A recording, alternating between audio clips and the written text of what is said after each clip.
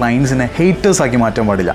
അത് മാർക്കറ്റിൽ ഭയങ്കര പ്രശ്നമാണ്. കാരണം ഒരു സ്റ്റാർട്ടപ്പിനെ സംബന്ധിച്ച് മാർക്കറ്റിൽ ഹേറ്റഡ് സ്പ്രെഡ് ആവുന്നതും അവരുടെ വേർഡ് ഓഫ് മൗത്ത് വഴി ഭയങ്കര നെഗറ്റിവിറ്റി സ്പ്രെഡ് ചെയ്യുന്നതും ഭയങ്കര കെയർഫുൾ ആവണം. നമ്മൾ വർക്ക് ഇഷ്ടമില്ലാത്തവർ അവിടെ ഉണ്ടെങ്കിലും ഒരു കുഴപ്പമില്ല. പക്ഷേ നമ്മളെ വർക്ക് ഹെയ്റ്റ് ചെയ്യുന്നവരോ നമ്മളെ കമ്പനിയെ ഹേറ്റേഴ്സോ ഓവർ ഉണ്ടാവാൻ പാടില്ല. അത് നമ്മൾ ഗ്രോത്തിനെ നല്ലപോലെ ബാധിക്കും.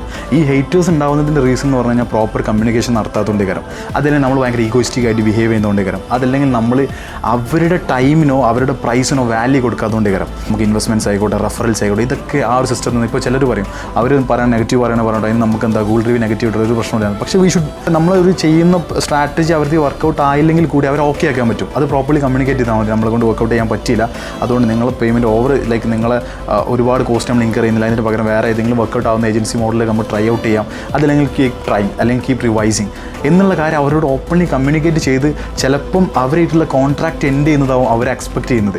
അത് വൃത്തിക്ക് എൻഡ് ചെയ്താൽ തന്നെ മതി. നല്ല പ്രോപ്പറായിട്ട് അവർക്കൊരു ക്ലോഷർ കൊടുത്തു കഴിഞ്ഞാൽ തന്നെ അവർക്ക് നമ്മളോടൊരു ഇഷ്ടം കൂടും. ഈവൻ നമ്മൾ സ്ട്രാറ്റജി വർക്കൗട്ട് ആയില്ലെങ്കിൽ പോലും.